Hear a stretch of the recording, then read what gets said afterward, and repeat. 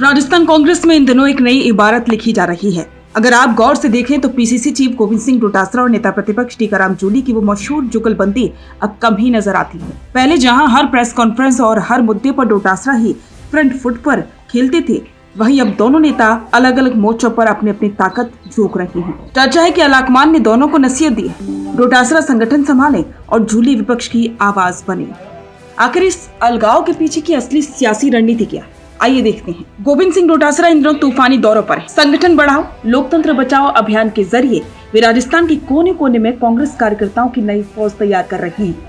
हाल ही में उन्होंने 200 नए विधानसभा पर्यवेक्षक नियुक्त किए, जिनमें से 150 युवा हैं। राजनीतिक जानकारों का मानना है कि डोटासरा के लिए खुद को एक मजबूत संगठनकर्ता साबित करने का आखिरी मौका है। वे अब टीकाराम जूली के साथ दिखने के बजाय जमीनी कार्यकर्ताओं के बीच खुद को स्थापित करने में जुटे हैं, ताकि ये संदेश न जाए कि वे नेता प्रतिपक्ष की भूमिका में हस्तक्षेप कर रहे हैं। वहीं दूसरी ओर नेता प्रतिपक्ष टीकाराम जूली अब एक अलग ही अंदाज में नजर आ रहे। महिला आरक्षण यानी कि नारी शक्ति बंधन अधिनियम और दलित पिछड़ा वर्ग के मुद्दों पर वे सरकार को अकेले घेर रहे हैं।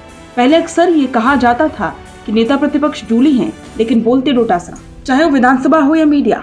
लेकिन अब जूली ने अपनी स्वतंत्र पहचान बनानी शुरू कर दी। वे अब डोटासरा की परछाई से बाहर निकलकर सीधे मुख्यमंत्री भद्रलाल शर्मा को चुनौती दे रहे हैं। ऐसा लगता है कि अब उन्हें अपने काम में किसी की दखल अंदाजी मंजूर नहीं है। खबरों की माने तो दिल्ली दरबार ने ये साफ कर दिया है कि डोटासरा का काम संगठन को जिंदा रखना और चुनावों के लिए बूथ लेवल पर टीम तैयार करना है। वहीं टीकाराम जूली का मुख्य काम सदन के अंदर और बाहर सरकार की कमियों को उजागर करना है। ये बदलाव इसलिए भी जरूरी था क्योंकि डोटासरा की मजबूत उपस्थिति कई बार जूली के कद को छोटा कर देती। अब दोनों को अलग अलग जिम्मेदारियां देकर कांग्रेस ने एक तीर से दो निशाने साधे हैं। संगठन भी मजबूत होगा और दलित नेतृत्व के रूप में जूली का कद भी बढ़ेगा। राजस्थान कांग्रेस का ये नया प्रयोग क्या रंग लाएगा, ये तो आने वाला वक्त बताएगा। लेकिन इतना साफ है कि डोटासरा अब संगठन के शहंशाह बनना चाहते हैं और जूली राजस्थान में विपक्ष का पावरफुल चेहरा।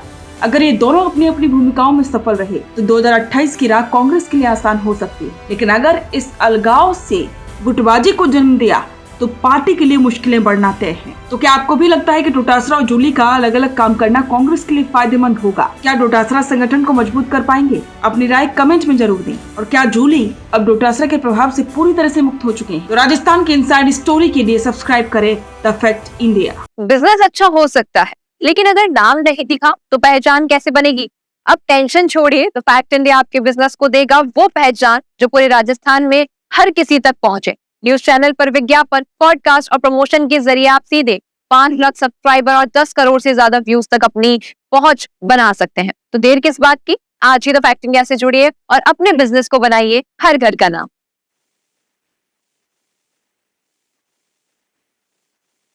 ताजा खबरों के लिए विजिट करें द फैक्ट इंडिया।